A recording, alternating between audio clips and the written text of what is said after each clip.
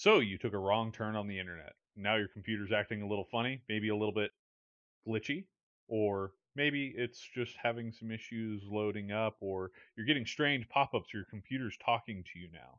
Let's take a couple of steps today to see what we can't do to remove the viruses that are there, as well as ensure that the computer itself is secure afterward.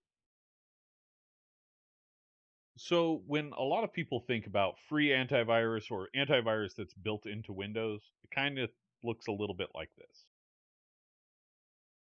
But things have really changed in the past couple of years, and now Windows has kind of gotten their stuff together. The built in antivirus removal software is actually pretty good and is free for you to use. So, why not? Go ahead and click on the Start button and just type in virus. You'll see the virus and threat protection window show up there. Go ahead and click on that. And you're going to see quick scan as an option here. Go ahead and skip over that. Go to scan options, go to full scan, and scan now. And just let that run. That's going to go ahead and make sure that anything that Windows can catch, we're going to go ahead and grab. So that way we can make sure the system's safe. Now let's move on to Malwarebytes. This will help, do a little bit deeper of a scan. All right, my suggested way of getting Malwarebytes is to go ahead and go to ninite.com and then click on the Malwarebytes checkbox there and click Get Your Ninite. That's actually just going to download a little executable for us. Go ahead and save that. Click on your download button and run that installer. You're going to see here that it's going to start preparing the setup. It's going to ask us if we're sure we want to install that. And then we're going to see here that it's downloading and installing it for us automatically. All right, now that it's installed, all we have to do is click close here. And now you can click on the start button and type in Malwarebytes. And you'll see that there. Go ahead and click on the application. Once it pops up, it's going to actually ask you if you would like to add any of the browser guard or anything. Just go ahead and ignore that for now.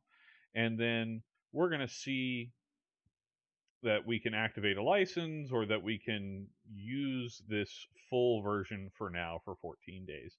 That's fine. If you would like to buy Malwarebytes, I'm sure they would love that, but I've used it the free version for years and years and had no problems. So what we're going to do is we're going to go to the scanner here. We're not going to click on scan now yet. And then we're going to go to advanced scanners. Then configure scan. And what we're going to do is we're actually going to scan for rootkits as well. That's just going to help make sure that the system's super clean and that there's nothing that's going to reinstall after Windows goes ahead and deletes the program. That really helps out with the scan process. And then we're going to make sure that we're potentially unwanted modifications here, that they're detected. We're not going to ignore or anything like that. And then go ahead and click all of the drives that are connected to your computer. If you have any flash drives or anything that are plugged into the machine, now's probably a good time to remove those. Or if you have any hard drives that you're planning on plugging in, don't plug them in until this process is over. All right. Now that we have all of that there, we're good to go ahead and click scan. And we're kind of done with that process. This is just going to take a little while. And it's going to go through all of the system files here. The same with our Windows scan, and this is going to take a couple of hours. All right, with those scans running, now it's time to go through the process. That's not as fun. You just kind of have to go through and wait. So it's going to be a couple of hours usually for this scan to finish. And then once it's done, it may ask for a reboot to remove some of the files. That's fine. I'm going to suggest a reboot once both of these scans are done anyway. If they find anything, then go ahead and reboot and start the process over from the beginning. The reason being is we want to make sure that nothing hung on through the deletion process. So once you've rescanned and everything shows up clean, your computer's good to go.